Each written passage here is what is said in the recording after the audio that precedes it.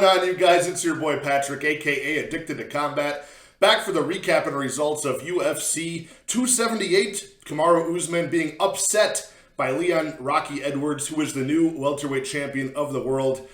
In round 5, it almost reminded me of 12 years ago in August when Chael Sonnen had won the majority of the 5-round fight over Anderson Silva, and Anderson Silva came back with that round 5 comeback. Kind of reminds me of that in a way as far as the timing and pacing of the fight went. Leon obviously won round 1 against Usman, dropped the remaining rounds up until that head kick knockout, 4 minutes into the round. So amazing. I was happy to see that he waited until after we cashed our over 4.5 rounds. And then after that, it was just a nice little icing on top that we got a new champion out of it. So I'll get into all of this. I am smoking a celebratory cigar, barely breaking positive. I had 0.39 units of profit on the night. I'll go over all of the results. Went 2-2 on the money lines. Went 2-2 on the main props. And then I went 0-2 on those 2 long shot quarter unit sprinkles on the Saldana round 3 knockout and the Marcin Tybura round 3 knockout, neither of which came through. So we'll go over all of that. But yeah, it was just barely getting a negative result on the money lines. Went 0.05 units on the money lines, and then went up 0.44 units on the props. So combine that, that's 0.39 units of profit,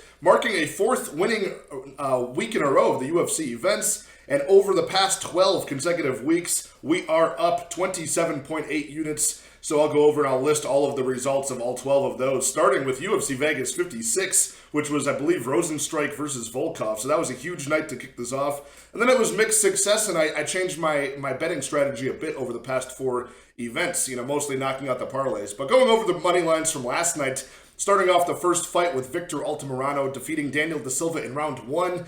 Daniel Da Silva, of course, came out hot, very flashy striking. It was effective as I believed it would be.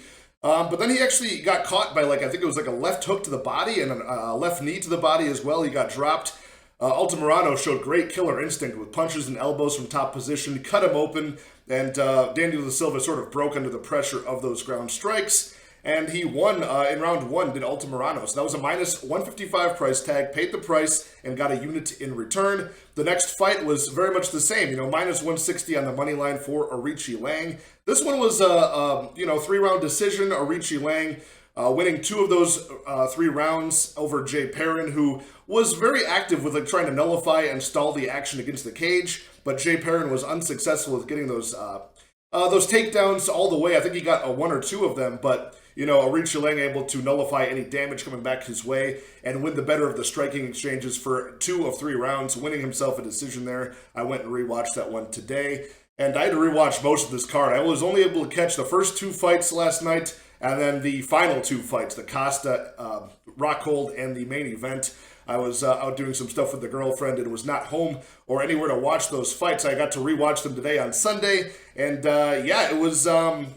Moving on to AJ Fletcher was the next money line I had action on. I had action on AJ Fletcher at minus 155. I really did not see him falling apart against Ange Loosa, who was able to beat him in round 1 with better effective striking. Ange Loosa really sharp counters, that right hand landing over and over again on Fletcher. Fletcher able to fix some of his mistakes in round 2, probably edge out that round. And then in round 3, he completely fell apart. And AJ Fletcher found himself in bottom position for over 4 minutes and had nothing to offer cardio-wise. So that was minus 155 price tag. I paid 1.55 units, and that was 1.55 units lost on Fletcher. And then moving on to the last one was the underdog shot on the 42-year-old Leonardo Santos to upset at plus 260 odds. I put a half of a unit on that. Thinking that he would get his opponent out of there in round 1, but he did not look dangerous in round 1, round 2, or round 3. It was a pretty lackluster performance all the way around. And then moving on to the props, that also knocked out my first prop, which was, I thought if he did fall off or he did look like a shell of himself, Leonardo Santos, I thought he would at least get taken out of there by Gordon. But Gordon, again, not showing that finishing potential, and even with the aged, 42-year-old here, he, that fight did go to decision. So my first prop was, it was an underdog, plus 120 shot on the fight does not go. Lost a unit on that to kick off the props. But then my most shining moment, my proudest moment of this card, honestly enough, was calling the Merab Dvalishvili to win by decision over Jose Aldo. It was just mostly a moral victory for me because I had done the tape study. I was looking for every way to get plus money on Jose Aldo. You know, one of the greatest of all time, one of my favorite fighters of all time. I had to put my bias aside, and I thought this fight was very even. Don't hate anybody taking the underdog money on Jose Aldo, but the way that I saw the fight going was Merab at least trying to get takedown after takedown, get him against the cage, and make Jose Aldo pretty tentative to throw. He's already a low-volume striker as Aldo, although he's very powerful and technical over most people. He's still very tentative to throw, generally speaking. He's a counter-striker these days, so I figured all the Merab pressure and the threat of the takedown constantly would suppress that Jose Aldo striking volume even more than it usually is, and that's exactly what happened. You know, Merab was able to outstrike him, control him against the cage, attempt somewhere between 12 and 16 takedowns. I can't remember quite what the number was. Not get any of them, but still stall the action enough to win the rounds. And that's exactly what happened. Plus 150, 1 unit play on that. Clearly, I don't consider myself a genius for this play. I wasn't that confident betting against Aldo. Otherwise, I would have loaded up way more units on that. But just 1 unit at plus 150, 1.5 units in return on that. Then again, going back and forth with these. Lost the prop, won a prop, then lost the prop on Costa to win by knockout at minus 150. I paid 1.5 units to get that done over Rockhold. Both guys were dog tired past round 2.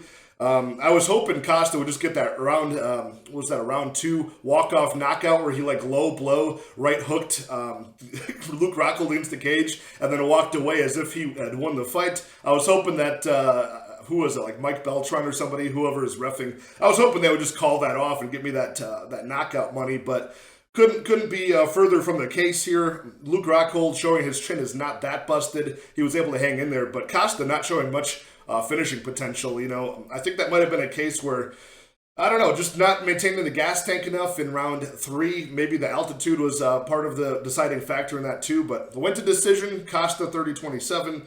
At least got the pick right, but did not get the knockout prop.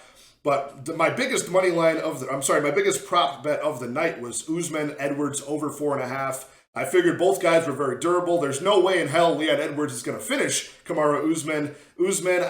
There wasn't enough data to show that he could finish Leon Edwards. I thought Edwards would show great range control, distance control, stay out of harm's way. He's a very slick mover. And if Usman was going to dominate, it would be in the clinch positions or on top. So that's kind of what happened until the very last second of the fight, right? So he cashed the over 4.5. I put 3 units at minus 155 to win 1.96 in return. My biggest prop play. And man, I was counting my money, happy that we came up positive, although very slimly for the night, came up positive. And then icing on the top was seeing a new champion be crowned in the most epic way possible. You know, that left high kick that knocked out the current champion. So gave him his first UFC loss. And it was a pretty sweet moment there just to see him cash it. And I'm so glad I played that and not the fight goes to decision. You know, there's a lot of times where, you know, you go 4.5 rounds, there's such a slim chance that fight's going to end in that last 2.5 minutes. So you might as well go, fight doesn't go. I do that myself often, but I think there was some difference at the price where it just seemed like it wasn't that big of a difference. It was minus 165, it was I don't know, some difference in price made me go over 4.5 on this one. That's the only reason I chose that instead of fight doesn't go. So it was probably a matter of $10 difference on that one. So played that one heavy, came out 1.96 units on that. My 2 long shot props, the Sean Woodson round 3 knockout, did not cash at plus 900. It was almost a round 1 Saldana knockout, but man, how cringy is that when the guy thinks he won the fight? It was an illegal strike. That reminds me back in the day, 7 years ago when Anderson Silva got that jumping knee on Michael Bisping at the end of the round 3. The buzzer goes off, you know, it's in between rounds, and Anderson Silva's on the cage a whole minute of his, corner time, celebrating that he won the fight. They're pleading with him to come down. That's exactly what happened with Luis Saldana. It's always so cringy when they think they've won and they have no idea what's happening.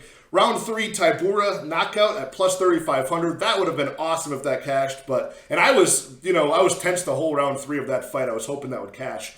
But Yeah, I don't know how that fight wasn't a draw, by the way. Marcin Tybura clearly getting 10-8'd in round one. That was a clear as day 10-8. Did not land a single significant strike. Controlled 4 minutes. How is that not a 10-8 for Romanov, who should have gotten a draw there at least? But whatever. Tybura wins by majority decision. It is what it is. Overall, 0.39 units of the night. I'll put up the typed out on the corner of the screen here, the typed out all 12 of the last consecutive UFC bouts and what the units were, either losing or winning for those. I got 8 of 12 winning nights over the past 12 weeks, 4 losing weeks, and there was about like 3 that were just about break-even ones like last night, where I barely made profit or barely lost. So we'll show all those on the screen. You can see sort of how things have changed. The first one and the most successful one is, of course, that plus 15.8 units on UFC Vegas 56, where all the parlays hit. And that's kind of what I've changed. I've stopped doing the parlays, if you guys have seen. I used to do 2,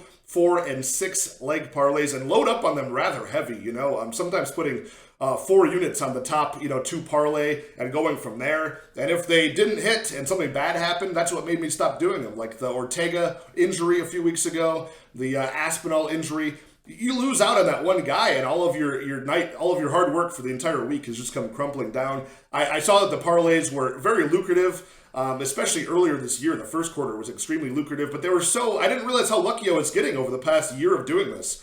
The parlays were really cashing hard over the past year. Like 2021 was a great year for it, and so was early this year. But now it's like the reality has hit me with the parlays. Tying together 2 fights I've done hard research on, when they're not correlated, just not a good move a lot of the time. I can see getting like a chalky parlay going, but who would have busted the parlays this week? It would have been Kamaru Usman and probably Alexander Romanov. Those would have busted a lot of parlays for people. I'm glad it would have busted a parlay for me too. Those are 2 guys I had confidence in.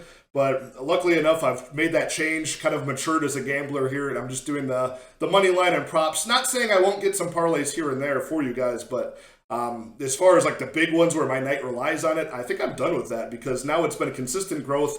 4 winning weeks in a row, 8 of 12 winning weeks over the past 12. It's been a great grind, you guys. My channel has more than tripled in size over this 12-week course, so I'm more than motivated to keep making content for this channel. I thank all of you guys who have stuck around with me, listened to me ramble. Hopefully I've helped you guys cash some bets, and it's been fun making friends with a lot of you guys on Twitter and talking in the comments. So thanks for watching, you guys. Hit that like, hit that subscribe. I'm going to use this upcoming week off of the UFC to, really hammer down some early tape study and stuff like that for the upcoming UFC fight night in France, the Gane versus Tuivasa one. So I'll be taking a week off of the live stream on Wednesday. Here's the deal though, if I do have any action on the LFA next Friday night, I will post a video breaking down what my action for that is. I'm not sure if I'll do the full card, but whatever action I have, I will drop a video and release that. Same with the Contender Series. If I find something I like over the next day or two for that on Tuesday, I will make a video for that and drop that, just to fill that void of a full week off of posting action on YouTube. So I don't want to be away for too long. I'll try to be active if I have personal betting action myself. So that's the deal. Hit that like, hit that subscribe. Let me know in the comments how you guys did on the historic welterweight championship night. And I'll talk to you guys next time. Cheers.